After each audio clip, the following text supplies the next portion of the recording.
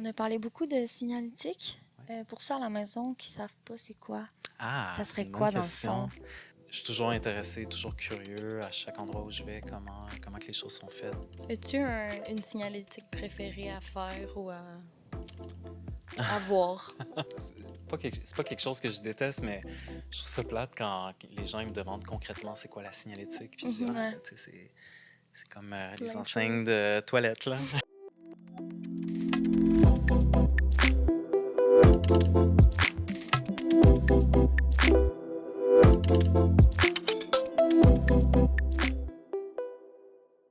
Allô tout le monde! Bienvenue à Entre deux briques, qui est le podcast des étudiants en design graphique de l'Université Laval. Dans l'épisode d'aujourd'hui, on va parler de la jonction entre plusieurs disciplines. En fait, on va parler de l'architecture, du design d'intérieur, tout ça en lien avec le design graphique. Fait que pour en parler, on a la chance de parler à Étienne Savaria. Yes. Allô, ça va bien? Allô? Oui, bonjour. Merci Oui. de me recevoir. Merci Merci d'être venu. Dans le fond, on va commencer avec une petite question là, pour un peu faire le tour sur toi. C'est quoi, dans le fond, ton parcours? Qu'est-ce qui t'a mené au graphisme, etc.? Ben, déjà, au graphisme, ça a été un parcours assez ardu. Ça a été un parcours qui a été découvert quand même assez tard, après 5 bonnes années au cégep, à pas trop savoir où aller. Et il y a un jour, je m'en rappelle très bien, j'étais à la bibliothèque Gabriel Leroy et je cherchais des livres, parce que je sais je savais que j'avais quand même beaucoup d'intérêt pour l'art, euh, pour l'esthétique visuelle, juste les arts appliqués. Et le design graphique, je ne savais pas tant que ça existait. Je ne savais pas qu'il y avait des gens qui créaient des logos, qui créaient des identités pour vivre. Pourtant, tu sais, on a des livres partout autour de nous, puis ben, il y a des gens qui travaillent là-dessus, il y a des gens qui font de l'édition, il y a des gens qui créent des marques. Et j'étais tombé sur un affichiste allemand et Stéphane Sagmeister sur un de ses livres que vraiment c'était la grande découverte. Et tranquillement, j'ai complété des cours en art pour avoir un parcours comment dire, pas très, un peu aléatoire, là, rentrer en design graphique avec un diplôme en sciences humaines et quelques cours en art. Donc, c'était un peu tout raboché ensemble. OK. Mais ça a parti de là. OK. Puis t'as fait ton bac? Oui, j'ai fait mon bac ici à l'Université Laval, en design graphique. Donc, j'ai fait ça. Ensuite, j'ai déménagé à Montréal et ben, durant le bac en design graphique, j'avais fait aussi profil international. Ouais. J'étais allé en France pour une session. Nice. Ça a été une grande découverte. OK. Et par la suite, parti à Montréal, j'ai travaillé en agence. J'ai fait quelques temps à mon compte. Et puis après ça, je me suis ramassé dans le monde de l'architecture et du design. Damn. Qu'est-ce qui t'a mené à ça? C'est en travaillant à ton compte ou t'avais déjà quand même... C'était... ben, déjà, ma mère est designer d'intérieur. OK. Donc, c'était quelque chose dans lequel je baignais depuis Depuis ma jeune. tendre enfance. Et c'est ça.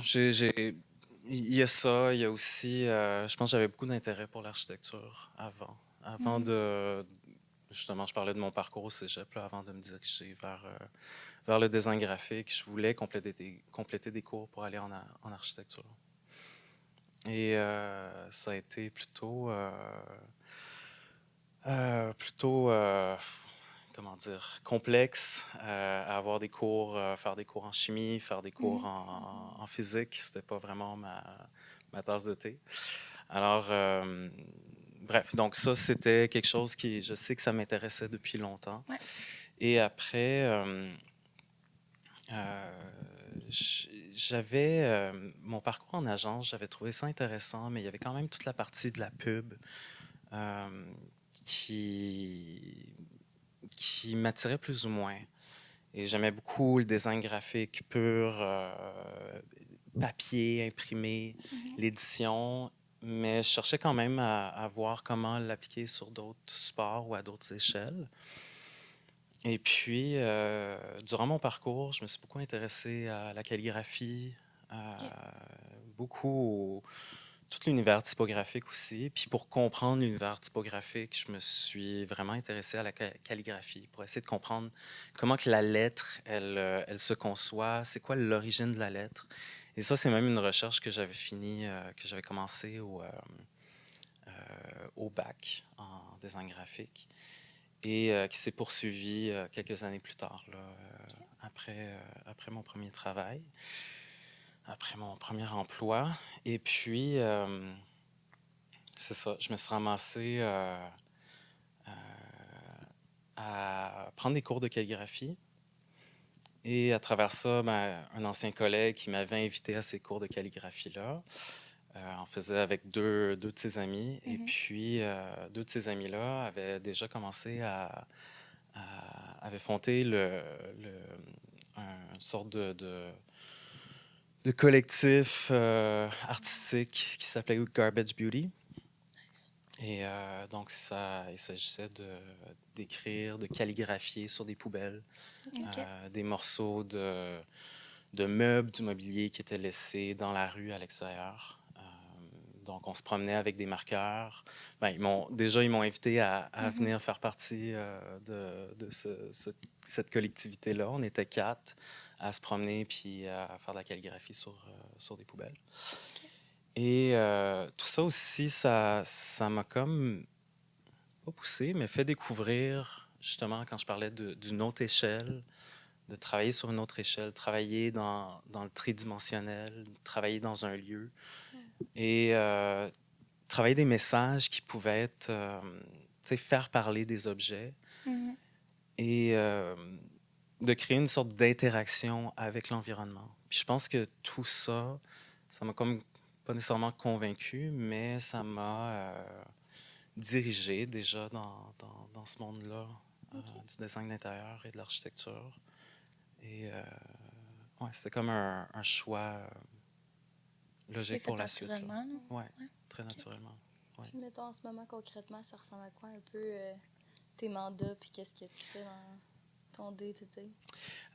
C'est des mandats assez, bien sûr, assez variés. Je travaille beaucoup sur des mandats signalétiques, mais aussi de l'intervention graphique, des murales, beaucoup des murales imprimées, des murales que ça peut être justement de l'illustration, de l'intervention graphique, du branding de lieux. Et voilà, de l'intervention, de l'installation artistique aussi.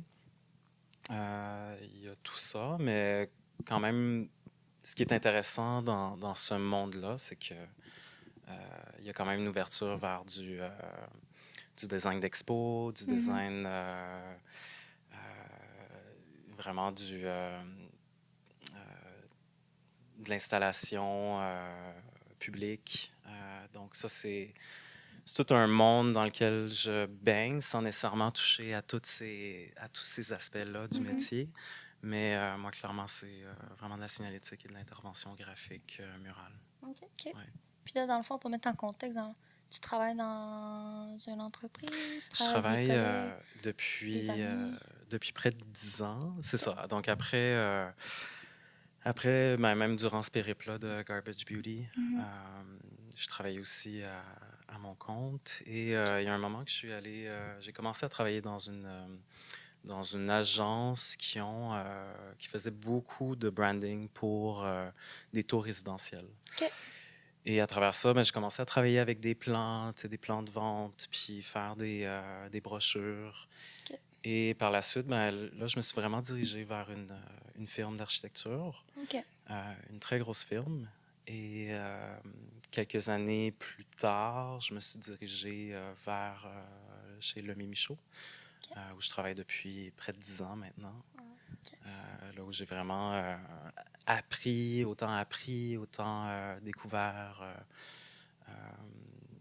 il fait vraiment une grosse partie de mes projets là, dans cet univers-là. OK. Est-ce que tu peux nous donner des petits exemples de projets que tu as fait récemment Ouais, ben j'ai... ou avant? Je travaille beaucoup pour la firme Deloitte, qui font appel à nous souvent pour travailler autant pour du design d'intérieur, mais aussi pour trouver comment dire, un narratif, une sorte de narration à leurs espaces. Donc, pour Deloitte, là, on a travaillé sur plusieurs projets, dont un à Québec. Mon tout premier était à Québec, c'est euh, sur lequel j'ai vraiment appris beaucoup là, sur cet aspect-là. À Vancouver, on a eu un gros projet à Vancouver et là, en ce moment, on continue à travailler avec eux autres. Mais ça, c'est le genre de projet où on fait la planification, wayfinding, donc signalétique, et aussi on travaille toute la narration. Donc ça, c'est plus dans le branding des lieux.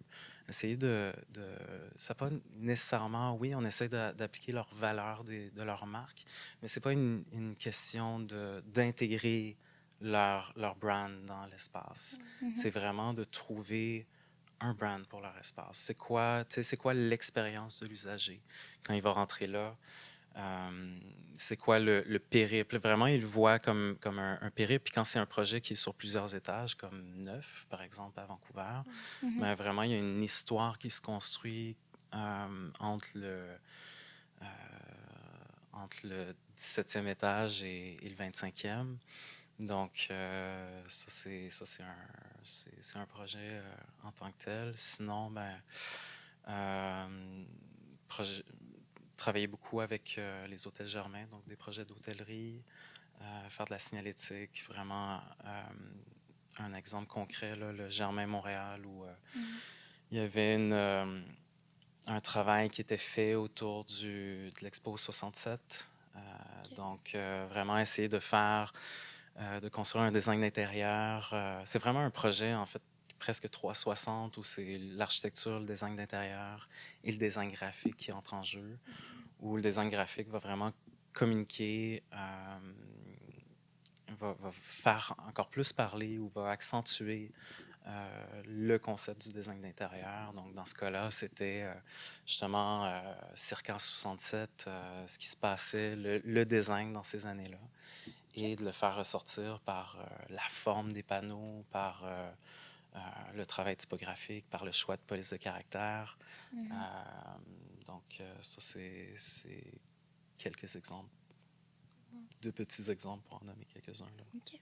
Ça marche comment, mettons, cette collaboration-là avec tous les autres métiers d'architecture, design d'intérieur? C'est quand même un apprentissage. Ouais. J'aurais souhaité, ben pas que j'aurais souhaité, je pense qu'il y a un grand potentiel quand je regarde derrière, puis à me dire, OK, au bac, ça aurait été intéressant. Puis je pense que ça se pourrait même qu'il y ait eu des programmes comme ça, plus d'avoir de collaboration entre l'école d'architecture. Mais il y a vraiment un grand potentiel de collaboration puis de faire des projets entiers. Mais ce que je remarque dans mon expérience, c'est vraiment que l'architecture, et même en design d'intérieur, il y a une façon de concevoir les projets, il y a une façon de développer des concepts qui sont quand même différent. L'objectif est le même, mais la façon de construire est différente. Il y a vraiment il y a vraiment un processus, une méthodologie qui est différente. Et aussi disons, des priorités qui sont pas nécessairement pareilles. Donc, il y a beaucoup d'apprentissage. Et je pense que en tout cas, moi, pour ma part, c'est vraiment d'être un peu, d'être fluide là-dedans, d'essayer de comprendre. Il y a beaucoup une partie de compréhension, de se comprendre, de construire ensemble. Et, justement, il y a vraiment un potentiel de collaboration qui est fort. Chez le Mimi Show, ben, vu que ça fait plusieurs années, puis même avant que moi je sois là, il y a eu beaucoup, c'est quand même une sorte d'habitude, une facilité de travailler ensemble et une compréhension aussi, une compréhension autant de comment par rapport à nous, comment que les architectes et les designers d'intérieur procèdent et vice-versa, comment une compréhension par rapport à notre métier puis par rapport à comment nous, on procède. Et aussi une grande confiance. Ça, c'est quand même des éléments clés. Sinon, ce qui est intéressant, c'est que justement, le niveau de collaboration s'arrête pas là. On travaille beaucoup avec des fabricants. Quand on parle de signalétique, ben, on porte différentes casquettes. On va quasiment faire du design d'objets aussi. Donc ça, on travaille beaucoup avec des fabricants quand même pour comprendre ce qui est faisable, ce qui est atteignable, est-ce qu'on est capable d'avoir l'effet désiré. Comprendre aussi, il y a une grande sensibilité au niveau des choix des matériaux. Donc ça aussi, la collaboration s'étend jusqu'à là. Et ce qui est intéressant ces dernières années, c'est par rapport à certains projets où on peut en venir à travailler avec des gens qui spécialisent en accessibilité universelle. Donc, c'est quoi les bonnes pratiques, que ce soit pour avoir des accréditations, comment rendre la signalétique, comment rendre les interventions graphiques, rendre ça à un niveau pour que ça soit accessible. Aussi, des gens qui vont conseiller en inclusion, diversité. Également, dernièrement, on travaille sur un projet, ou même 2 projets, où on a eu affaire à travailler avec quelqu'un qui spécialise en intégration culturelle. Donc, pour intégrer que ce soit les communautés autochtones, pour valider des choses, s'assurer que des voix ou que les choses soient faites pour inclure tout le monde dans ces projets-là. Parce que je pense, d'un point de vue signalétique, c'est le plus grand défi, c'est que tout le monde se sente interpellé par tout cet univers de messages qui, quand même, sont construits sur des stéréotypes, que ce soit des pictogrammes. Les pictogrammes, on essaie c'est un langage, supposé d'être un langage universel, mais c'est un langage maintenant qui se développe, qui se transforme. Et donc, c'est très intéressant de collaborer avec des gens comme ça. C'est sûr. On a parlé beaucoup de signalétique. Pour ceux à la maison qui ne savent pas c'est quoi, ça serait quoi dans le fond? Je m'avance. La signalétique, c'est... comment donner une bonne définition? Je vais y aller du plus simple, puis peut-être que j'irai vers le plus complexe. Mais la signalétique, c'est une famille de... C'est un système de signes. Qui va combiner des symboles, en gros, c'est des éléments qui vont nous permettre de se rendre du point A à un point B, ou de se repérer dans l'espace. Donc, c'est vraiment quelque chose qui va permettre d'identifier. Il y a 4 éléments signalétiques. Ça va nous permettre d'identifier un lieu. Donc, concrètement, c'est des panneaux qui vont être à côté d'une porte pour trouver tel local ou pour trouver les toilettes. Ça va être pour diriger, donc des panneaux directionnels pour te dire, bon, ben, ta destination est soit à gauche ou à droite, ou tout droit, ou que tu n'es pas du tout dans le bon endroit. Il va y avoir tout ce qui est de repérage, plus de répertoire. Donc, on peut s'imaginer dans un centre d'achat, avoir un répertoire pour savoir, bon, ben, tout le monde est arrivé à ce moment-là où il cherche une boutique, où il cherche un lieu, puis il faut qu'il regarde dans le répertoire pour se diriger. Donc, ça peut inclure aussi de la conception plus cartographique pour trouver un lieu. Et aussi, le dernier élément, c'est tout ce qui est réglementaire, tout ce qui est sécurité ou tout ce qui est fait pour, je ne sais pas, éviter de sauter par-dessus la barrière ou de ne pas toucher à ça, sinon tu vas t'électrocuter. Fait que c'est dans plusieurs environnements que ça s'applique, là, dans le fond, la signalétique. Absolument, absolument. Ben, tu sais, souvent, ben, on le voit à différentes échelles. On le voit à l'échelle du bâti. Mhm. On le voit dans l'institutionnel, que ce soit justement des grands bâtiments comme la fabrique. Mhm. Il y a les hôpitaux, tu sais, on le voit beaucoup dans les hôpitaux. Centre d'achat, j'en ai parlé. On le voit aussi à l'extérieur, tout ce qui est de la signalisation routière. Ouais. Ça, c'est Mhm. un des meilleurs exemples que tout le monde connaît. Mais aussi, on le voit plus concrètement, ben, pas plus concrètement, mais tu sais, quand on voit ça prendre forme plus dans une... où ils vont inclure un aspect identitaire, ça va être souvent dans les parcs. Et puis, je trouve que même à plus petite échelle, on trouve même de la signalétique, des éléments signalétiques dans le web, pour se repérer euh, à travers un site ou une application. Même en édition, tu sais, je trouve que ça peut prendre beaucoup, tu sais, vraiment plusieurs échelles. Mhm. Mais je pense que ce qui est plus courant quand on parle de signalétique, c'est vraiment une famille de signes qui va avoir attrait à se repérer dans un lieu, un environnement bâti. OK. Puis, mettons, tu sais, tu reçois comme un mandat de signalétique, dans le fond, qui X, fait que là, tu as comme des contraintes par rapport à ça.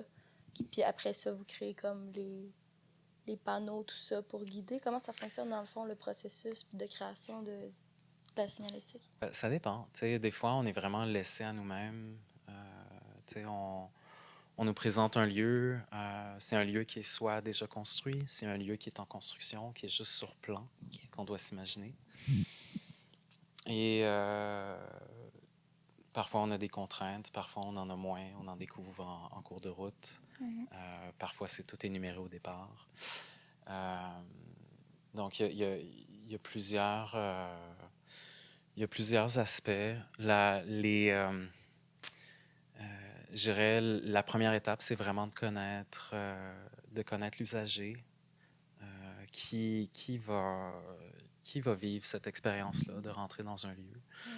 Donc, ça, c'est une première étape d'analyser quel est cet usager-là et quels seront ses besoins. Souvent, ben, c'est ça, c'est des lieux qui ne sont pas construits, sur lesquels on travaille. Mhm. Et ça prend vraiment de l'imagination, essayer de comprendre, s'imaginer sur plan. Pour prévoir un peu à l'avance. Oui, tu sais, on est comme médium là, Mhm. sur ça. Là. On essaie de se mettre dans la peau d'eux et de se dire, OK, mais si j'arrive là, comment je vais faire pour trouver le lieu? Quelles sont les stratégies? Donc, ça, c'est comme l'autre étape en analysant le lieu, la circulation possible, c'est quoi les points décisionnels. C'est vraiment de trouver c'est quoi la stratégie. Donc, la signalétique, je parlais de panneaux aussi, mais c'est aussi la stratégie de numérotation, comment on va diviser l'espace. C'est vraiment essayer de créer un entonnoir, un système qui va aider l'usager à travers son parcours. Donc, ça commence là et parallèlement, ben, il y a toute l'étude de ce qui se prévoit en design, c'est quoi le concept architectural. Par exemple, ben, pour un projet d'une institution qui était ici à Québec, mais on s'est beaucoup basé sur le geste architectural pour la création des panneaux et aussi sur la matérialité qui est choisie. Donc, ça, c'est des indices parfois qui vont nous dire, OK, ben, il faut quand même qu'on arrive à créer un message simple, il faut que ça soit fonctionnel. Et s'il y a un désir comment dire, de donner plus de personnalité ou de donner une certaine ambiance à un lieu ou d'ajouter à l'ambiance, d'ajouter un élément de finition au lieu, ben, On peut vraiment s'inspirer des matériaux qui sont choisis, de la forme. Donc ça, il y a une construction parallèle entre tout ce qui est fonctionnel, tout ce qui est l'usager, tout ce qui est, genre, c'est quoi les types de panneaux qui vont se retrouver dans l'espace et c'est quoi la narration de l'espace, qu'est-ce qu'on veut que ça raconte, c'est quoi l'expérience usagée et aussi, ben, c'est sur l'identité de l'entité qui s'installe là. Donc, si on le voit d'un point de vue branding, si c'est une entreprise qui s'installe dans un lieu, ben, on veut que ça soit... on va faire le pont, en fait, entre l'image de marque et le design d'intérieur et l'architecture. Faire le pont entre, c'est ça, entre l'identité de marque et l'environnement, l'identité du lieu. OK. Donc ça, c'est globalement ça. OK. Puis, mettons, toi, tu navigues avec combien de projets en même temps? Est-ce que tu fais un projet à la fois ou... Non, non. Parce que souvent, c'est sûr que ça s'entrecroise, là. Ouais, ça Ouais. s'entrecroise. Ça dépend, ça dépend. Je pense que le nombre, c'est certainement pas un projet à la fois. Ça peut être... moi, j'ai un rôle. Mon rôle maintenant dans le studio design graphique chez Le Mimi Show, c'est un rôle qui... comment dire? Je peux être à la fois en plein dans les projets, mais je peux survoler aussi certains projets sur lesquels mes collègues peuvent travailler. Donc, on peut travailler parfois sur 6, 7, 8 projets à la fois. Il y en a qui sont plus longs que d'autres aussi. Ouais. C'est Qui ça dure à peu près combien de temps? Ben, il y en a qui peuvent durer 4 mois, comme il y en a qui peuvent durer 3 ans. OK. Donc, c'est intéressant de travailler sur des projets qui sont vraiment de longue haleine. Il y a un défi à ça parce que parce qu'on est des esprits créatifs puis on change d'idée tout le temps. Ouais. Fait que ça, c'est vraiment tough de travailler vraiment intensément pour concevoir quelque chose. Mais après, si le projet est arrêté ou si le projet, ben, on n'est pas encore à l'étape de, de, de fabrication ou d'impression, si on parle de mural, ben, il y a toujours des choses qui nous reviennent, puis dire il me semble que je le ferais autrement, il me semble que... Donc, ça, c'est c'est ça. La durée, ça nous permet quand même de pouvoir nous concentrer puis prendre le temps de concevoir. Mais aussi, ça, là, c'est le fun de faire des projets rapides aussi. Là. Ouais, c'est sûr. Ouais. Voir le fruit de vos efforts directement, mettons. Ouais. Ouais. Voir un projet qui aboutit, là, ça c'est fait ça. du bien, là, quand même. Ouais. Puis, mettons, comparé en agence, est-ce que parce que, tu sais, en agence, nous, on s'est souvent fait dire que c'était très rapide. rapide. Là. Est-ce que, comme, c'est assez semblable à ce niveau-là, ou... C'est... je pourrais dire que j'ai peut-être pas assez travaillé longtemps en agence pour pouvoir comparer. Mais c'est ça. C'est, comme je disais, il y en a qui sont rapides. Le rythme est quand même soutenu. Là, on ne se tourne pas les pouces. Puis il y a quand même beaucoup d'éléments parce qu'il y a quand même un aspect assez technique. Si je prends justement en exemple des projets signalétiques où on peut avoir... je parlais d'un projet tout à l'heure qui était sur 9 étages ou 8 étages. Ben, ça, il faut planifier le positionnement de 2000 panneaux signalétiques. Donc ça, il faut le déchiffrer. Qu'est-ce qui va être sur ces panneaux-là? Où est-ce qu'ils vont être positionnés? À quelle hauteur? Donc, il y a quand même beaucoup de détails. Et ça bouge, ça peut bouger vite. Souvent aussi... souvent, les besoins sont très rapides aussi. Ouais, donc, je dirais que c'est assez équilibré. OK. C'est assez équilibré, oui. Puis, mettons, tu disais tantôt que la typographie, c'était comme un champ qui t'intéressait en commençant. Ouais. Clairement qu'avec la signalétique, vous devez quand même travailler avec la typographie beaucoup, dans un sens, là. Oui. Ouais. Ça marche comment, ça, avec la typo? Ben, il y a des, il y a des polices de caractère qui sont préférables d'utiliser pour de la signalétique. Ouais. Donc, Pour la visibilité, genre. c'est ça, exactement. Après, il y a toujours un degré de personnalité, puis c'est là où, euh, tout dépendant du lieu, où c'est quoi le désir du client, s'ils veulent mettre vraiment beaucoup d'emphase sur la signalétique, puis que ça se démarque, que ça se voit, que ça participe à l'expérience du design d'intérieur et que vraiment de l'expérience de l'utilisateur, de voir et d'apprécier, ben c'est sûr qu'on pourrait se tourner vers des polices de caractère qui sont, je dirais, pas du tout de fantaisie, mais quand même avec un petit peu plus de personnalité. Il y a aussi un rapport à la marque, donc s'assurer que ça soit cohérent avec la marque. Mais après, il y a toujours un équilibre ou une attention particulière à ce qui est accessible, donc ce qui va être lisible pour tout le monde. Puis ça aussi, encore une fois, ça revient à bien connaître les gens pour qui on fait tout ça. Est-ce que tu fais juste plus faire le design de la signalétique ou tu aides aussi à la fabrication ou à la préparation des documents de fabrication pour les... Mettons que tu fais un panneau, Ouais. est-ce que tu fais juste le design ou tu fais le doc pour après ça envoyer au fabricant ou... Oui, on creuse quand même loin dans tout ce qui est fabrication. Je pense que c'est le désir aussi d'avoir un certain contrôle sur le plus possible. Donc, c'est sûr, c'est pas nous qui allons fabriquer les choses. Mais on essaie de détailler le plus possible. Donc, on parlait de matériaux tout à l'heure, les formats. Donc, on fait attention vraiment de s'assurer de tout travailler pour avoir les formats, bien comprendre les formats finaux, les épaisseurs.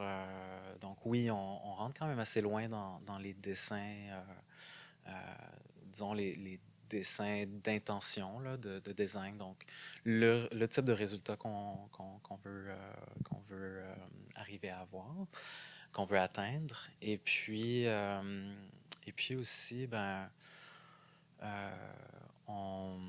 on participe quand même à tout ce qui est validation des dessins d'atelier. Donc, le fabricant, ben, on va communiquer beaucoup ensemble.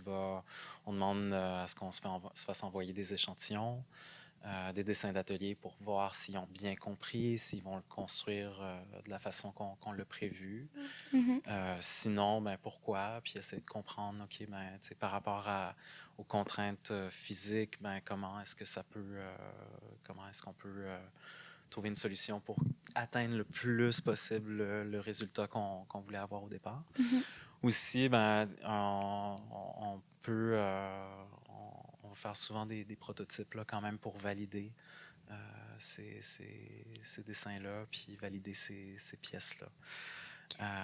Parce qu'on peut imaginer, mais vraiment autre que l'expérience de ce qu'on a acquis des dernières années, puis de notre vécu, ben, déjà qu'on explore un petit peu en dehors des sentiers, ben, on veut quand même valider avant d'en faire produire 500. Okay. Donc ça, c'est un truc. Puis sinon, ben, on commence à avoir l'habitude de travailler avec des fabricants. Donc même durant le parcours, on valide quand même avec eux, juste s'assurer que on envisage de faire ça. Est-ce que ça a des besoins techniques qui sont plus poussés? Est-ce qu'ils ont l'habitude de faire ça? Donc, c'est tout un processus, c'est quand même un travail de collaboration et d'équipe en amont. Ouais. Mais ça, ouais, on va quand même le plus loin possible. Okay. Parfois même, si là on parle de signalétique, mais même si on parle d'intervention graphique, de travail de mural, ben, ça, il y a quand même un choix de fini. On va souvent prioriser des papiers peints custom, donc quel type de fini, et même parfois, c'est déjà arrivé d'aller vraiment peindre nous-mêmes sur place, donc vraiment faire la production artistique nous-mêmes. Là. OK. Ouais. Puis même les papiers peints, c'est tout vous qui faites des designs dans le fond. avant de les C'est envoyer, ça que tu mettons, veux dire par mural? Ouais, ben c'est ça, ouais, exactement. Donc, tu sais, on peut faire de la murale à la main, Mhm. mais la plupart du temps, ça va être imprimé. Mhm. Et quand on parle de papier peint, ben souvent, on s'imagine les papiers peints de chez nos grands-mères, là, avec le fleuri. Mais c'est vraiment, tu sais, plus une technique d'apposer des éléments, des revêtements muraux. OK. Et puis nous, ben, on va pas qu'on va prioriser, mais souvent on va proposer des revêtements custom OK, c'est ça, où je fais vraiment ça. que ce soit par des illustrations, par du photomontage, essayer justement d'atteindre des ambiances, d'atteindre des Mhm. sujets, d'atteindre des valeurs, d'évoquer des choses pour que les gens ils sentent bien ou qu'ils se sentent vraiment en immersion avec le lieu. Travaillez-vous souvent avec le même fabricant? Ou genre, Euh, ça change quand même souvent? ouais, ça change. Ouais. Ça change. Ça dépend vraiment des clients. Ça dépend Des aussi besoins, puis... si c'est local ou à l'extérieur. OK. On travaille sur. Des fois, on travaille sur des projets. En ce moment, je travaille sur 2 projets à Calgary. Alors, OK, cool. tu sais, on découvre des fabricants. Mhm. Mais non, sinon, oui, il y a des gens avec qui on a l'habitude de travailler. OK. Puis sinon, ben, on en découvre en cours de route. Là. C'est quoi une journée dans ta vie? Est-ce que genre tu travailles des fois à la maison ou tu travailles seulement au bureau? Est-ce que tu t'entraînes? Est-ce que tu voyages? Est-ce que tu... Est-ce que je tombe à pelouse? Est-ce que tu... Ouais, cours, mi-cours, long, pas? Euh, Jardinage? Jardinage. Ouais. Ouais, mais avant, j'habitais à... C'est ça, j'habitais à OK. Montréal. Maintenant, Ouais. j'habite à Magog. Ouais. OK, c'est Et ça. j'ai appris Là, c'est plus... à passer la souffleuse. Là. OK. Fait que je suis vraiment dans un autre monde complètement. Fait que l'hiver, ça fait Ouais. partie d'un des trucs, soit tôt le matin Ouais, ou c'est tard vrai, le ça, soir. C'est ça. Non, sans une blague. tâche moins fun. Sans blague, ben, ça, c'est varié. Ça là. change. Ça change. Tu sais, des fois, je suis au travail, des fois, je suis à la maison. OK. Ça commence avec un bon allongé et à gérer une petite fille qui a beaucoup d'énergie. OK. Alors, une fois que tout ça, que l'allongé est pris, puis que la petite fille est à la garderie, ben, là, je peux me OK. concentrer sur des choses. C'est-tu genre du 8 à 5 ou genre du 9 à 5? Ouais, c'est Ou du c'est variable 8,5 encore? à 5, là, à peu près. OK. Là. Ouais. Puis Cool. c'est assez actif, tu sais, c'est des journées... Ouais. justement, je travaille beaucoup... quand je vais au bureau, je vais à Montréal, je passe vraiment 2 journées intenses. OK. J'en profite, je vois les collègues, ça fait Mhm. du bien. Ouais, ça, c'est fun. Et puis, sinon, ben, quand je suis à la maison, ben, je suis plus dans mon cocon et ça me permet de vraiment me concentrer. Fait que c'est ça, il y a beaucoup de communication quand même, il y a beaucoup, des appels, des réunions, juste pour essayer de bien déchiffrer nos projets, s'assurer qu'on est sur la même longueur d'onde avec les collègues, s'informer. Mhm. Donc, il y a quand même une grande partie qui est collaborative, puis il y a une partie aussi qui est assez, comment dire, cocon, se concentrer sur c'est ça, sur nos projets, essayer de rentrer un petit peu plus dans un mode de création. Et ben c'est ça, à Magog, ce qui est cool, c'est que je suis vraiment plus en campagne, je prends l'air, je marche dans la cour, je regarde les papillons, puis je prends mon café là, ça fait du bien. Ouais, un petit allongé sur le patio, c'est bien le fun. Ouais, Ça. C'est ça. Ouais, ça fait du bien. Tant que la souffleuse n'est pas passée. Là. Ouais, Ouais, c'est c'est ça. ça. Ça, c'est un petit peu plus... C'est un peu plus tannant, là. c'est ça, un petit peu. Ouais, je pensais jamais me rendre là, puis ben c'est ça, je suis là. Ben, au moins, t'as un bac de recyclage puis un bac de poubelle. C'est Ouais, pas comme à ouais. Montréal que Un stationnement. Ouais, Ouais, stationnement. Stationnement, Moins de ouais. trafic, sûrement Ouais. un peu aussi. Ouais, moins de trafic. Bah, tous les stéréotypes de... C'est ça. Finalement, tout ce que Ouais. j'ai essayé d'éviter C'est ça. pendant longtemps. Mais non, on est bien. Justement, Ok. je pense le rapprochement vers la nature, c'est quelque chose qui, je pense, inconsciemment, peut avoir un effet ou peut influencer Mhm. sur la création. Donc ça, je le prends comme Absolument. ça. Il y a aussi une espèce de calme, une espèce Mhm. l'ébullition, l'espèce de pétillant de la ville. Et ben, je la goûte une Mhm. fois de temps en C'est temps, ça. à plus petite dose. Mais sinon, ben, tu Mhm. sais, j'essaie de voir tu sais, on travaille beaucoup avec l'environnement. C'est quoi son environnement? Mhm. Ben, tu sais, mon environnement à moi, ben, tu sais, c'est ça maintenant, puis il est apprécié là, Oh. sur ce point de vue-là. Je pense qu'il y a quelque chose euh, qui peut s'émaner de tout ça. Là. Mhm. Exact. Ça arrive-tu souvent que tu t'en vas sur les lieux de travail? Ben, sur les lieux, mettons, tu vas visiter un local ou ce que tu dois faire. Ouais, ça arrive souvent de juste, c'est un endroit qui est construit déjà, Mhm. de visiter cet endroit-là au départ. OK. Des fois, Euh, des fois, c'est plus virtuel, genre? Que c'est des plans que vous voyez, mettons, des blueprints, puis après ça, ouais, ouais, si OK, c'est pas t'imagines à c'est partir. ça. Si c'est un lieu qui n'est pas construit, ben, tu sais, on le découvre, on le découvre sur plan ou bien on le découvre peu à peu une fois que c'est construit. Mhm. Construit, pas nécessairement fini, mais tu sais, des fois, on va vouloir valider des choses, s'assurer que, pas nécessairement les dimensions des trucs, mais tu sais, que nos panneaux soient de bonne taille, que ça va bien s'intégrer, que la couleur des matériaux va bien faire. Donc, tu sais, juste qu'on on va vouloir valider en allant sur place. Mhm. Et puis sinon, ben, on visite aussi à la fin là, pour s'assurer que tout a été installé de façon convenable. Là. OK. Ouais. Nice. Mais sinon, on imagine. Au Ouais, c'est départ, on ça. s'imagine, on OK. essaie de c'est ça, on essaie de...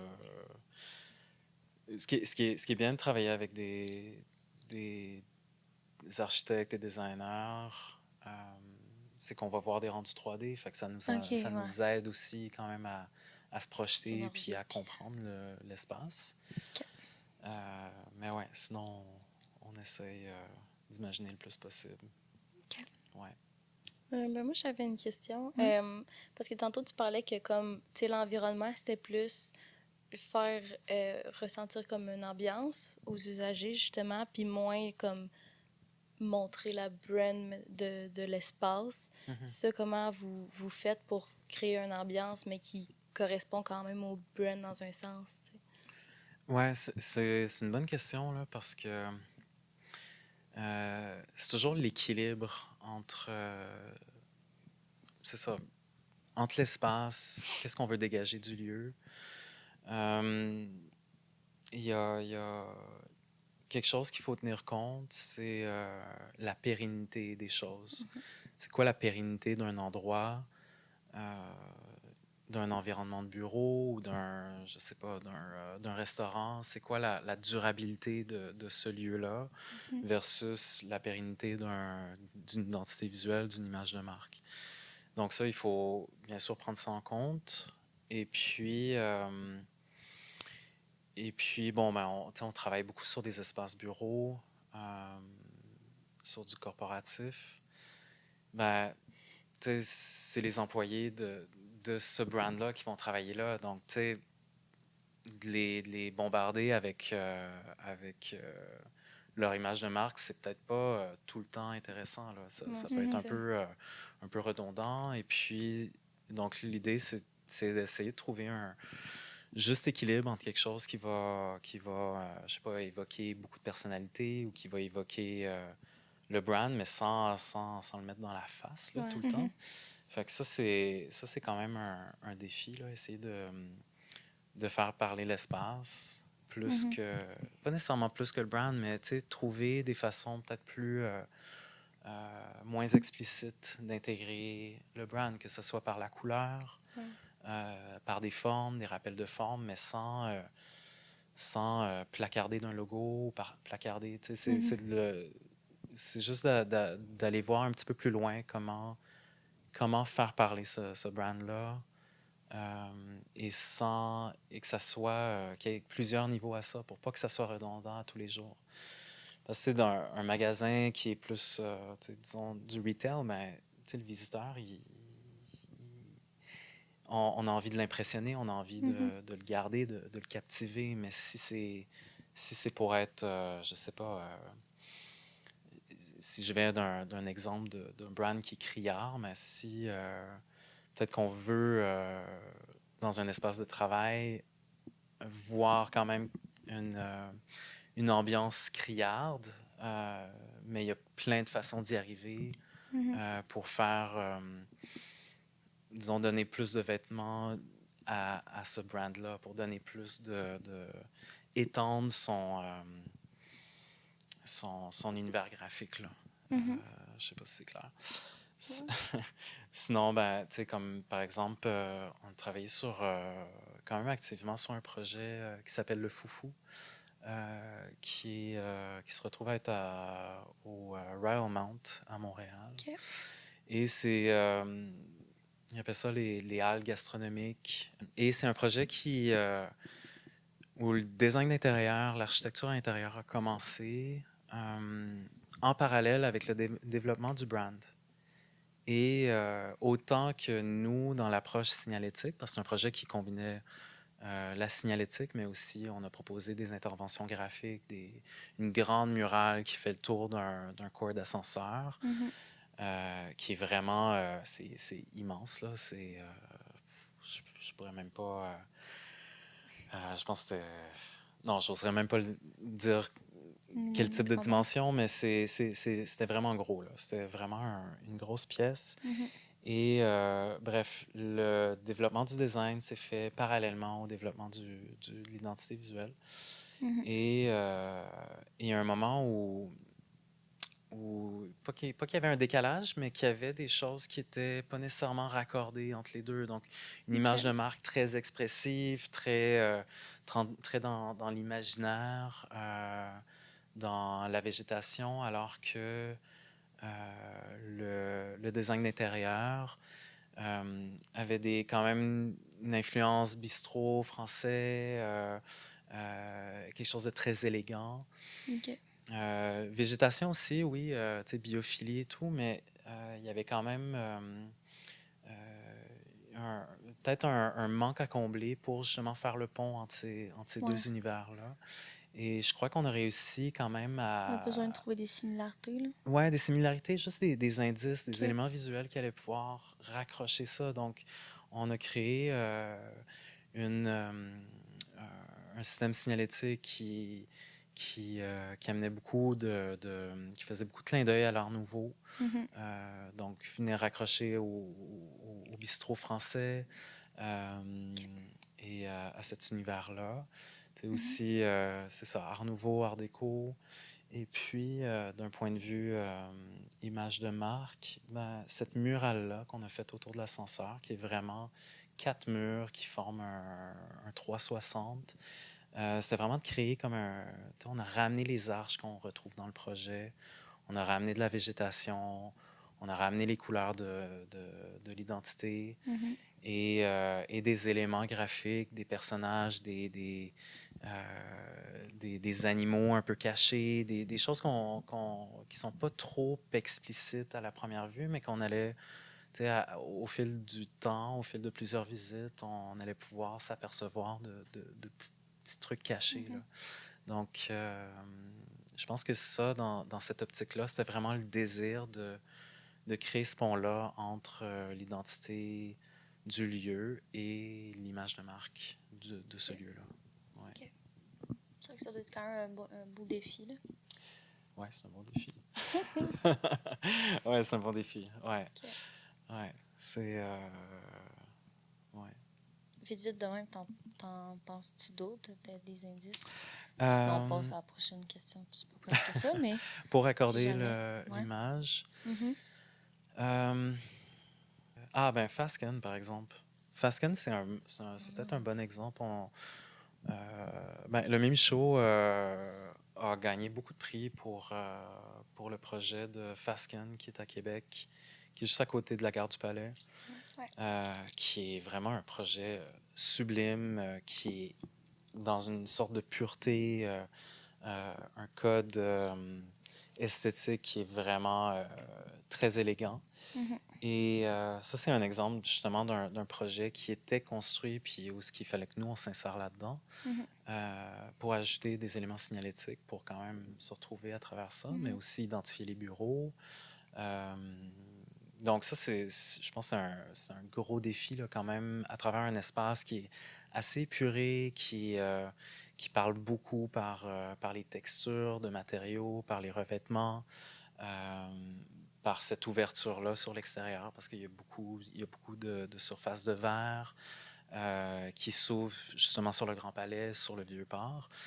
Et nous, ben, c'était de voir comment qu'on peut s'insérer là-dedans avec une famille signalétique qui allait s'y intégrer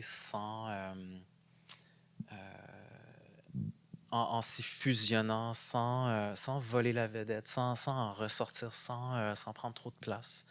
Et puis, justement, bon, ben, comment on peut se raccorder, voir qui est par les codes graphiques de l'image de marque de Fasken, Mhm. comment les caractères typographiques sont travaillés dans leur image de marque, dans leur logo. C'était très anguleux. Déjà, les bureaux, ils sont faits, c'est comme une espèce de coin de bâtiment, c'est fait dans un triangle. Et donc, déjà, ça, c'était juste des petits indices à travailler, comment relier l'espace intérieur avec l'image de marque. Juste avoir quelques petits clins d'œil, quelques références pour justement arriver à créer ce pont-là. Donc, ça crée un résultat qui est assez épuré, Mhm. qui est blanc-noir, dans un espace blanc-noir et pour lequel on essaie de faire fondre le plus possible ces éléments signalétiques-là. OK.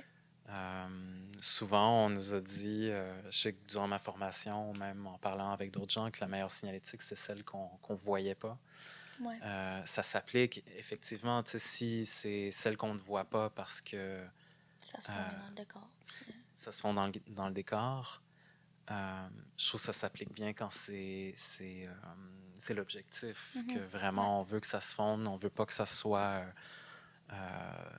on veut que ça soit harmonieux Ouais. avec le lieu. C'est un beau mot. Et je pense qu'on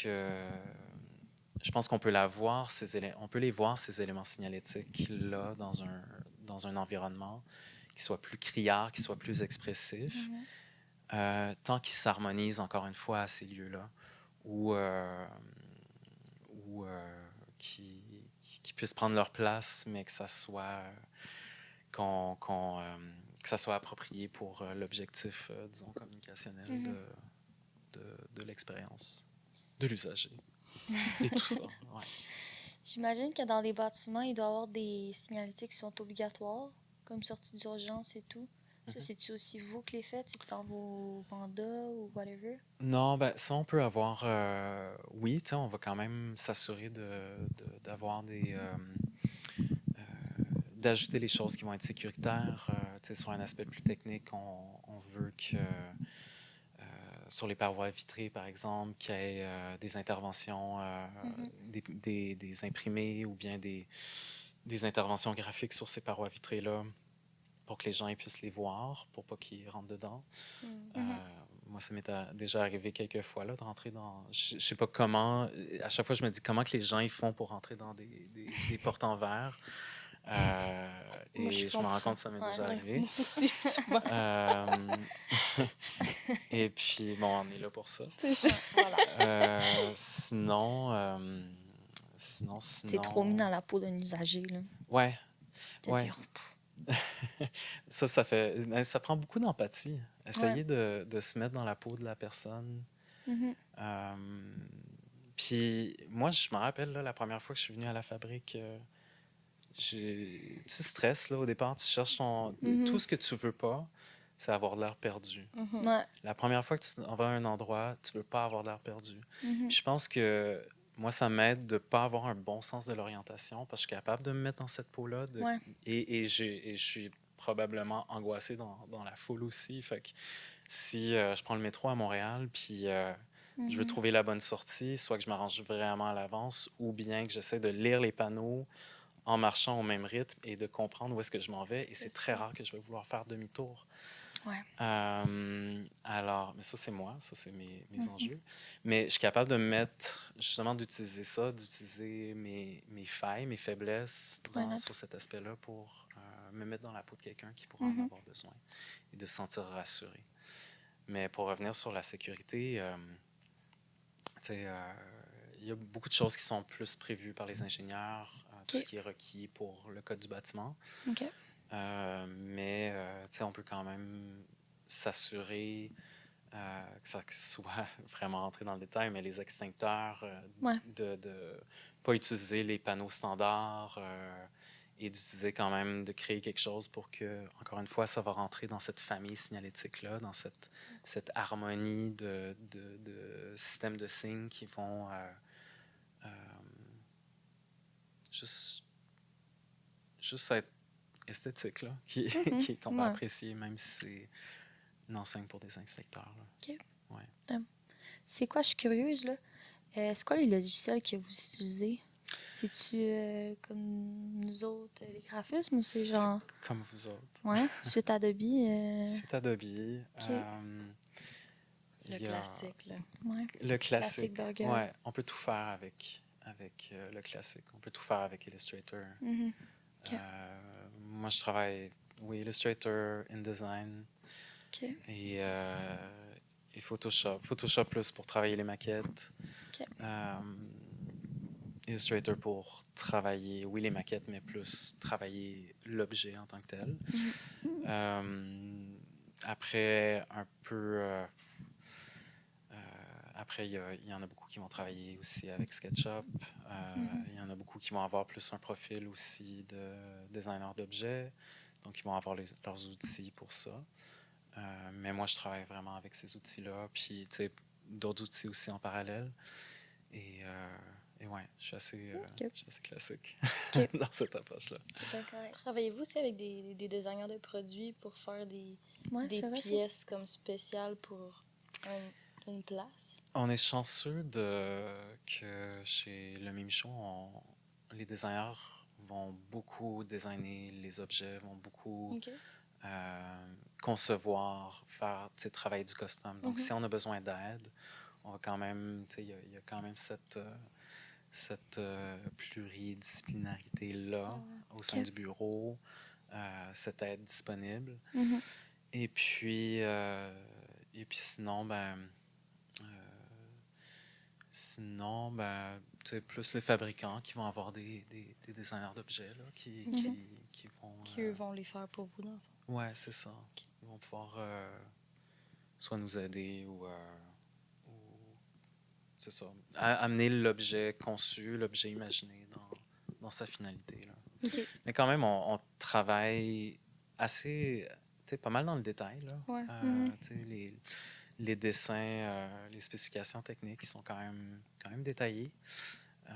Mais c'est sûr que d'un point de vue préfabrication, c'est pas notre expertise. Là. Non, c'est ça. Vous faites plus vraiment juste les dessins, les sketchs pour après ça les envoyer à quelque part. C'est ça. OK. Exactement. Vous êtes combien de designers graphiques dans... On est 3. On est 3. On a chacun nos forces. C'est une petite équipe qui est quand même capable de beaucoup. Et ouais, on est 3. Travaillez-vous tous sur le même projet ou vous avez des projets quand même à vous propres?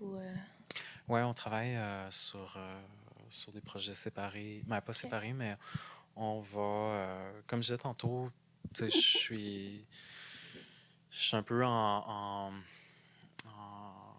je suis le directeur du studio, là, donc je suis un peu en survol sur l'ensemble des projets. plus ou moins. Mhm. Et puis, on est une équipe qui est quand même assez expérimentée, donc on va souvent travailler en binôme pour juste s'assurer d'avoir une alimentation créative, puis, tu sais, quand même de contre-vérifier des trucs. Mhm. Mais c'est très rare qu'une personne va travailler individuellement sur un projet, là. OK. Ouais. Tant mieux, ouais. Ouais. Ah, moi, je veux changer vraiment de sujet. Là. Je sais pas si ça a un rapport, mais Ouais. j'ai full trouvé que c'était une bonne idée tantôt de faire collaborer, mettons, le bac de design graphique avec Ouais. le bac d'architecture. Ouais. Est-ce que tu penses que c'est quelque chose qui devrait comme venir dans le futur? Parce que ça, c'est une facette qu'on voit vraiment pas du design graphique, en fait. Là. Ouais. Ben, je pense que oui. Parce que. Et puis après, je pense qu'il y avait des. Il y avait peut-être des collaborations, des projets en commun qui se faisaient. Donc, tu sais, je veux pas trop m'avancer sur le fait que ça n'existe pas. Mhm. Mais je pense que. Mais bon, en 3 ans au bac. C'est ça. Et puis, bon, tu sais, ça fait déjà plus de 10 ans, là. Mais nous non plus, je pense qu'on en a pas. Ben, en tout cas, moi, Non. je n'en ai Ben, on pas a des cours vu. de signalétique, là. Mais pas en lien, Mais pas, pas en lien avec Archie. pas en collaboration, mettons, Mais avec c'est vrai qu'il eux. peut y avoir un projet qui pourrait être en collaboration, mais je sais pas si Ça ça serait serait peut-être compliqué, ouais. Faut l'intéressant, par Mais contre. ça serait cool. Ouais, ce serait intéressant, mais tu sais, ça prend juste. C'est peut-être un projet qui est une approche.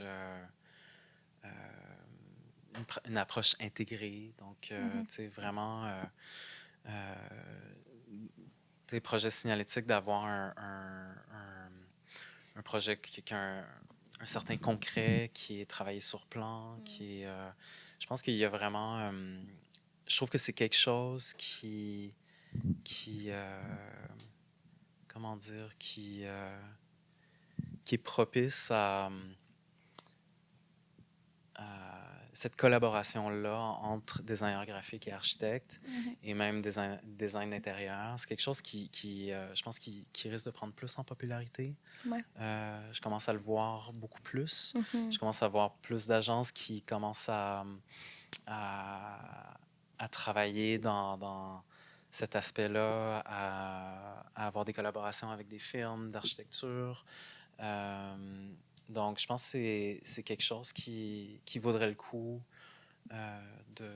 d'intégrer dès les études, dès cette période où vraiment on expérimente ensemble, aider à mieux, pas fusionner, mais mieux collaborer avec, avec un univers qui est vraiment, qui est pas semblable, mais qui vient de la même graine, là, tu sais. Ouais, c'est vrai. Fait que, ouais. C'est Ok. full intéressant, ouais. Ouais, c'est vrai. As-tu une signalétique préférée à faire ou à voir? À voir. Ouais. Moi, ça serait les salles de bain parce que j'ai tout le temps envie de pipi.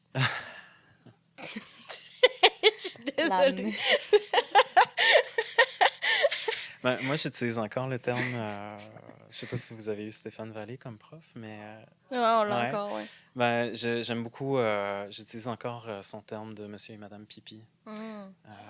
Qui utilise. Je sais pas s'il l'utilise encore, ce Je l'ai terme-là. jamais entendu, toi, Je Jen. comprends Tu l'as pas, entendu? ça me... Ah, ok. c'est ça. Ouais, C'est ben, je pour l'avais ça. pas en signalétique, mais. Monsieur et Madame Pipi. Ouais. Et 10 ans plus? Comment? 10 ans plus? Ah, ça ben. m'intrigue. C'est C'est quoi juste ça? Monsieur et Madame Pipi pour Ok. identifier. Pour parler identifier, des parler des... Ok. signalétiques de j'entends. toilette. Moi, ça serait mes préférés. Mais ça, ceux-là. c'est tout le temps quelque chose parce que il y a des gens que ça leur cause beaucoup de stress. Pas trouver les toilettes. C'est Trouver vrai. les toilettes. Je peux comprendre. Ouais. Des Ça fois. peut être stressant pour des gens. Ouais. Ouais, non, mais je comprends. Tu sais, quand t'as besoin, t'as besoin. Là. Est-ce que t'as du stress à trouver les toilettes? Non, mais j'y trouve tout le temps rapidement, fait que ça Ok, va. c'est bon. Ouais. Ouais. Ben, Quelqu'un a bien fait sa job, ça veut dire. ouais. Il y a quelque chose dans la conception de pictogramme, essayer de Ouais. trouver de quoi Ça, c'est cool pour eux. qui est le fun. Je pense que c'est parce que c'est pas quelque chose que je déteste, mais je trouve ça plate quand les gens ils me demandent concrètement c'est quoi la signalétique. Puis je dis, Ouais. tu sais, C'est comme Plein les de enseignes de toilettes, là. Fait que les gens, ils pensent que je fais des enseignes de Juste toilettes ça, c'est ça, tu sais. à longueur de la journée. Mm. Mais il y a quand même plus. Mais ouais, il y a ça. J'aime beaucoup tu sais, tout ce qui se fait. Euh, oui, tout ce qui est design de pictogrammes. Je trouve qu'il y a Mhm. tellement un univers à explorer. Et comme je disais tantôt, avec tout ce qui est tu sais, intégration culturelle, tout ce qui est accessibilité universelle, il y a d'autres contraintes. Les stéréotypes sont aussi en développement. Tu sais, il faut essayer de créer un langage universel. Fait que, tu sais, il y a vraiment une recherche à travers ça qui est intéressante, là. C'est ça. Mhm. Après, tu sais, euh, je suis toujours intéressé, toujours curieux à chaque endroit où je vais, comment que les choses sont faites, et découvrir du design signalétique dans des musées. Je trouve ça toujours génial, là. Je trouve ça super intéressant, là. Ouais. Je trouve que c'est là une place où justement il y a un équilibre entre créativité et fonctionnalité. Mhm. Ouais, ça, c'est des choses que je trouve intéressantes, là. T'en as-tu déjà fait pour des événements, genre? La signalétique? Oui, j'en ai fait pour des événements. Je parlais de Garbage Beauty tantôt. Ouais. J'ai oublié de parler de ce collectif-là. On s'est vraiment... c'est le Vous fun l'avez fait de... plusieurs fois, ça? Comment? Vous l'avez fait plusieurs fois ou c'était genre one time? On l'a... d'écrire sur des poubelles? Ouais. Ah, on le faisait souvent. Ok, très souvent. Ok. Ouais, très souvent. Oui, on l'a fait très souvent. Ok.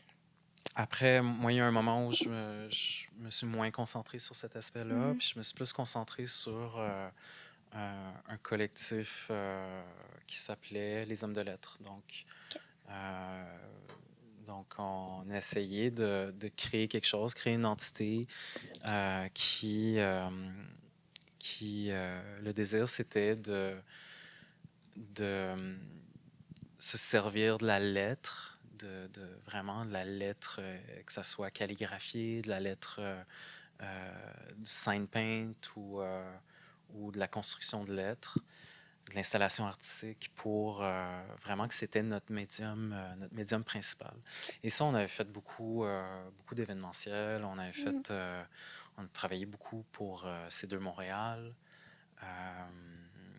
Donc, ça, on avait fait des éléments de signalisation peints à la main ou bien que ce soit des espèces de wrapping. Ouais, pas mal peints à la main, là.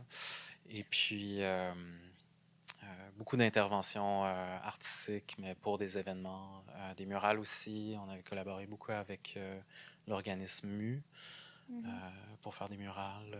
On a fait quelques-unes à Montréal. Et aussi au Cheaga, on a fait des interventions artistiques pour Cheaga. Ok. Puis ça, j'en ai fait quelques-unes aussi après, parce que ça s'est terminé en 2018. Ok. Et après, j'avais fait quelques murales. Donc oui, signalétique pour de l'événementiel, mais aussi de l'intervention graphique là, Ok. pour ce type d'événement-là. Ouais. Nice. C'est quoi ta question, Jen? Ouais. Jen a déjà étudié en design intérieur. Ouais, c'est ça qu'on avait Là, Ouais. T'as changé? Ben T'as oui, changé de non, mais Je j'ai pense pas que. Mais c'est ça. Elle étant travaille encore moi-même, là-dedans. Designer intérieur encore Mm. depuis 2 ans. Et là, j'ai bifurqué vers le design graphique. Là. J'ai commencé un nouveau bac pour essayer de justement mixer les deux. C'est sûr que moi, peut-être mes questions sont un peu plus pointues. Là. Je comprenais peut-être un peu plus les termes que tu disais, mais quand que vous avez un projet de branding et de design intérieur, architecture,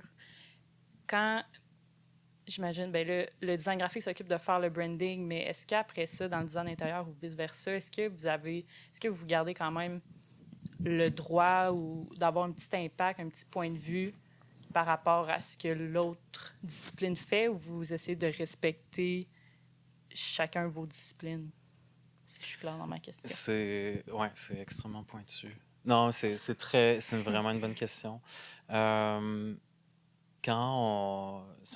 revient un peu à ce que je disais tout à l'heure.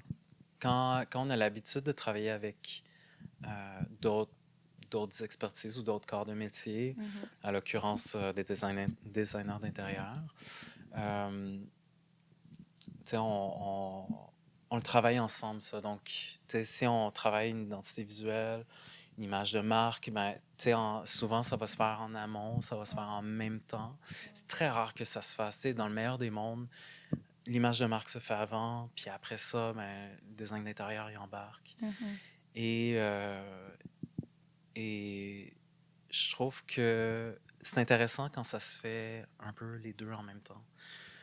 Parce qu'il y a quand même des choses par rapport à un lieu. Puis si on prend pour exemple, dernièrement, on a travaillé sur justement un cabinet de dentiste, un cabinet dentaire. Et puis le design d'intérieur, il commençait à se faire. Il y avait une demande pour refaire l'image de marque. Et tranquillement, ben, il y avait des choses dans le design d'intérieur ben, qui correspondaient à la personnalité du lieu, qui correspondaient à une réponse à cibler un type de clientèle, à cibler une clientèle, à avoir un ton, à avoir une ambiance. Et ça quand même, ça nous a permis d'établir cette ambiance-là au niveau de l'image de marque. Et de la signalétique. Et vice-versa, s'il y a des choses qu'on trouve, qu'on développe en image de marque, on se dit, OK, ben, tu sais, on travaille avec, je sais pas, le demi-cercle ou, tu sais, on a travaillé une texture avec tel type d'élément graphique. Ben, est-ce qu'il y a une opportunité de l'intégrer ou de l'harmoniser avec autre chose qui est déjà dans le projet? Les couleurs, la palette de couleurs, comment il y a des choses qui peuvent s'adapter autant en design d'intérieur qu'auprès de l'image de marque. Après, l'image de marque, ça a quand même pas son utilité, mais ses objectifs. Là. C'est quand même d'atteindre une cible, de communiquer à cette cible-là, que cette cible-là se sente interpellée. Et c'est intéressant quand on arrive par la conception d'image de marque, d'avoir ce message cohérent-là, d'aller les chercher, de dire, OK, ben voici cet univers-là. Et que cette personne arrive dans cet univers-là et sent que c'est cohérent. Et qui en voit encore plus. Ça va plus loin que encore une fois, de placarder le logo ou genre, il y a une sensibilité au niveau du design d'intérieur qui ajoute à cette ambiance-là, à cette personnalité-là. Puis bon, quand il y a de la signalétique qui est conçue, comment que les pièces sont identifiées, comment la forme des panneaux sont adaptées, qu'il y a de la courbe, qu'il y a une élégance, qu'il y a une sorte que ce soit minimalisme ou une épuration au niveau de l'approche esthétique. Mais là, vraiment, ça crée un tout et on espère que ça soit réussi, mais c'est vraiment d'avoir un message cohérent, un environnement visuel qui parle la même langue. Ce qui est du design intégré aussi, c'est ça le design intégré, c'est vraiment comment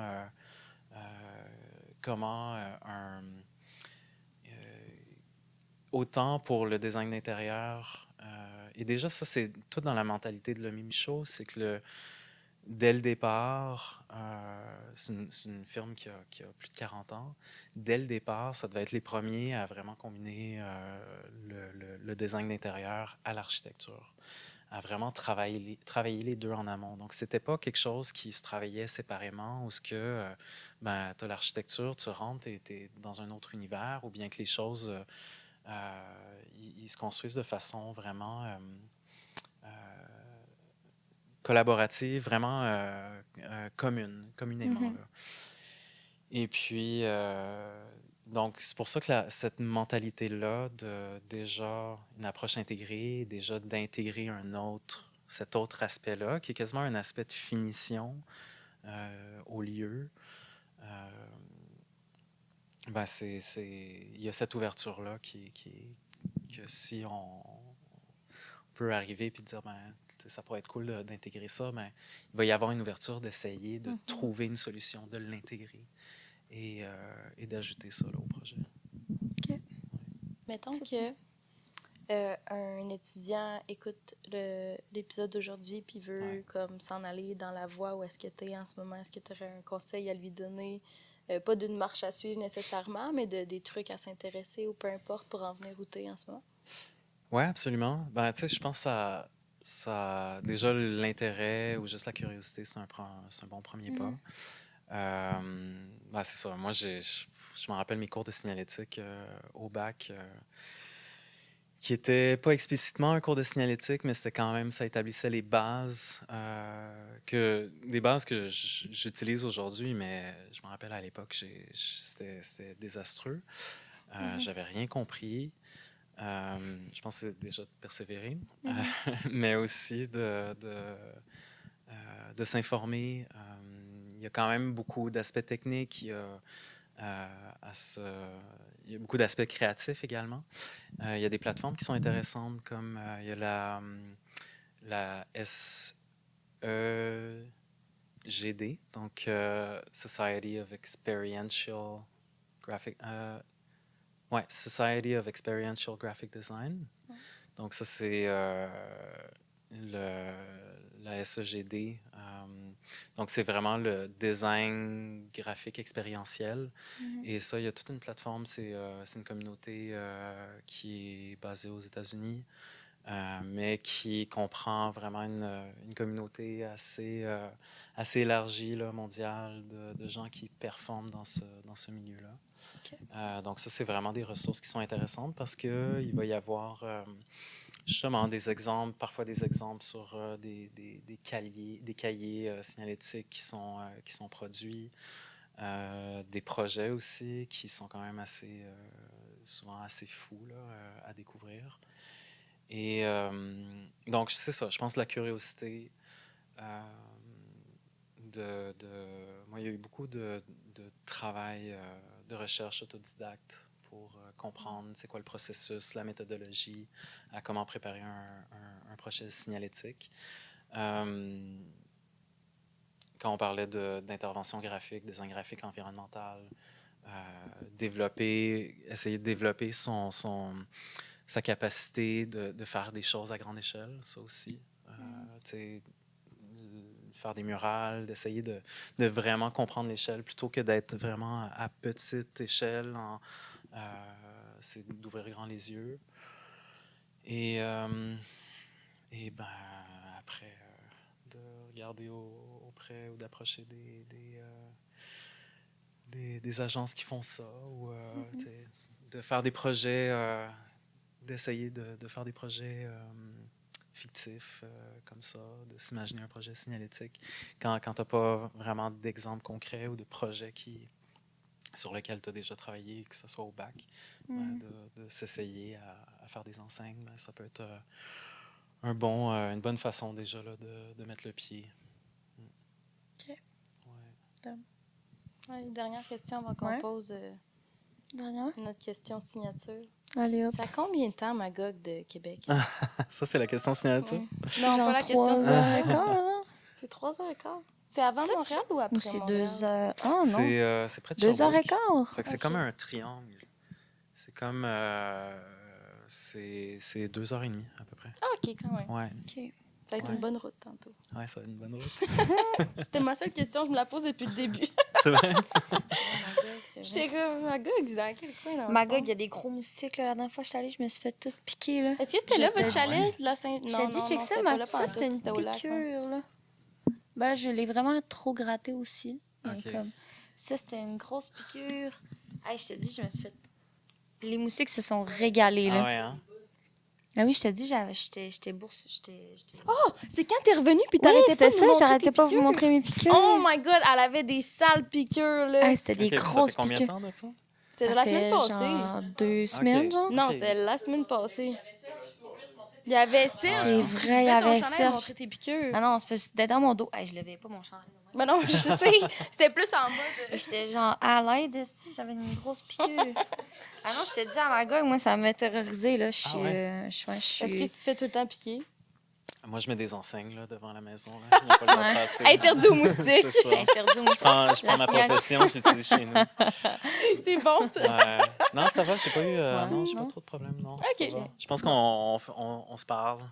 OK, On c'est se dit, ça. ouais, Une ben, bonne tu sais, communication regarde, quand si même. t'as envie de vivre ici, Ok, ben, c'est moi, je peux ça. être gentil avec toi. Il y a peut-être juste pas les intrus, Ok, je justement. comprends. Ben, c'est ça, tu sais. Ouais. chez le Moi, Québec, c'est peut-être probablement que- moi, je suis arrivée là, puis ils m'ont pas trouvé Vraiment drôle. qu'ils t'aimaient pas. Là.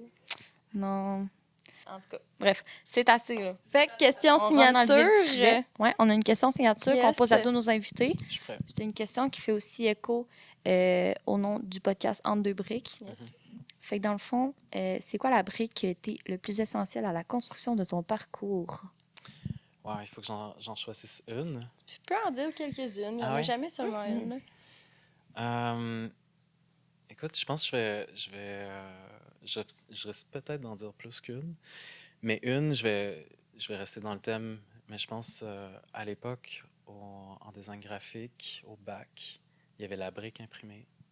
Et j'étais très impliqué dans la brique imprimée. Puis je pense que les rencontres faites à ce moment-là, à s'impliquer à l'extérieur, mais pas à l'extérieur, mais à s'impliquer au sein de l'université, mais avec des gens qui partagent des passions communes et de permettre de découvrir des choses, des nouvelles choses. Je pense que la brique imprimée, ça a été vraiment une brique assez importante dans mon parcours.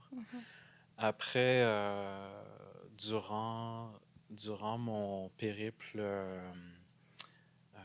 mon échange à Paris, quand je suis au profil international, on est allé faire un stage à Grignan, qui était un stage dans une ancienne imprimerie typographique. Et ça a été l'ouverture d'un monde fantastique. Ok. En parlant avec un monsieur qui baignait là-dedans depuis très, très longtemps, qui ressemblait au Père Noël. Alors, c'était doublement un cadeau. Et cette personne-là avait une façon de parler du métier, de l'imprimerie, mais aussi de parler du caractère et d'apprendre que la lettre a une personnalité, la lettre a un caractère. C'était vraiment une autre façon de comprendre que oui, les lettres en tant que telles, la lettre latine ou même toutes les autres, les idéogrammes, n'importe quoi, peuvent raconter quelque chose, mais aussi en soi, juste par sa forme, raconte... une image vaut 1000 mots, mais un mot, une lettre vaut 1000 images aussi. Alors ça, c'est quelque chose qui vraiment m'a permis de découvrir vraiment cet univers-là. Et je pense que c'est une brique qui m'a fait naviguer vers où je suis aujourd'hui. OK. wow. Nice. Petite question avant qu'on finisse. Peux-tu nous expliquer c'est Ouais, quoi la brique la brique imprimée? imprimée, c'est quoi? La brique Ouais. imprimée? Ouais. OK. Ça veut dire que ça n'existe plus? Je pense que non, non? Non? Ben, il y a la brique, c'est la seule étudiante, mais Ouais. imprimée... La brique imprimée, c'était une initiative étudiante qui était la création d'un journal expérimental. OK. À chaque session. Donc, à chaque session, il y avait un thème. OK. Et je sais plus jusqu'à où ça s'est rendu. Mais c'est ça. C'est quelque chose, c'est un projet qui s'est transmis d'année en année avec des gens qui avaient envie d'explorer, d'expérimenter autrement autour d'un thème. Et puis, donc, ça pouvait contenir de l'illustration. C'est toujours un format de brique. Et puis, ouais, c'est quand même quelque chose qui était cool. à l'époque. Ça va être nice. intéressant. Ouais. Ouais, vraiment. Il y avait un lancement, il y avait une grosse organisation autour. OK, damn. C'est un peu comme la... tu sais, à l'UQAM, il y a Picard. Ouais. C'est un peu comme ça avant que... pas avant que Picard arrive, mais oui, ça arrivait avant Picard. Mais c'était, disons, une version qui était plus... pas plus expérimentale, je ne veux pas comparer, mais plus... on construisait, on reliait à la main, on faisait imprimer quand même chez un imprimeur, mais il y avait quelque chose qui était vraiment très collectif, là. OK. Très collectif, collaboratif. Là. Ouais. Vous étiez combien là-dessus, mettons? Bah, ça dépend, là. Des fois, on était 10, 5, 20. Donc, ça dépend vraiment des sessions. Des fois, il y en avait... ouais, c'est ça. C'était Dépendamment de variable. Là. l'engouement. Très variable. Ouais. Ah, Ouais. nice. Hey, ben, merci full d'être Merci. venu nous trouver. Merci. Ouais, c'était intéressant pour vrai. Ouais, vraiment. Ouais. De découvrir une autre facette du design encore. Là. Ouais, vraiment. C'était nice. Puis on te souhaite une bonne route. Ouais. Bonne route Merci. jusqu'au gros moustique. Jusqu'au Jusqu'au gros moustique. Moustique Town. Je dis ça, je suis peut-être en train de faire de la mauvaise information. Là. Il n'y a plus personne qui va... Qui va Ouais, venir, Il n'y a ouais. plus de touristes. Ben, apporter des- Tout le monde va avoir peur. Non, c'est ça. Ouais. Je suis désolée. Je suis désolée. Ouais. C'est pas si pire. C'est pas si pire. Non, c'est correct. Non, c'est... Mais non, merci de m'avoir reçu. Merci Euh, d'être Oui, venu. merci. ça donne tellement l'envie de partager. Puis je trouve qu'il y a plein d'autres choses. Il y a plein de choses que j'ai pas couvertes puis que j'aurais aimé élaborer. On sur t'invitera ça, à une mais, saison 2. Ouais, ouais, potentiellement. absolument. Peut-être. Ça Je pourrait mettrai être à cool. jour sur ma tondeuse. Puis, Ouais, c'est ça. Puis là, ouais, le souffleur. Et puis, Tu fleurs C'est la ça. tondeuse. ouais, je suis intriguée. ouais, quand même. statue moustique. Comment ça se passe? là? Ouais, c'est Ouais. vrai. Comment va la famille? Tu sais? Ouais, la c'est famille ça. moustique. Ouais. Si la signalétique fonctionne encore ou non. Ouais, là. c'est Ouais, ça. c'est ça, exact. là. Tu sais, des fois, avec peut-être tu sais, le temps, ça peut changer. Là. Peut-être qu'ils Ouais. comprennent plus tant bien. Ouais, peut-être. Ouais, il faut Ouais. mettre à jour les messages. faut mettre à jour puis les le messages, langage. exact, ouais. Ouais. Mhm. C'est comme, ils s'identifient plus. Là. C'est ça. C'est C'est quoi ce pictogramme-là? On n'est plus comme ça. Là. exact. Hey, on c'est s'enligne, c'est de quoi, là? Bon, ben, merci tout le monde d'avoir Merci écouté beaucoup. l'épisode. Et puis, on se dit à dans 2 semaines. pour Oui. un futur épisode. Merci beaucoup. Ciao! Bye.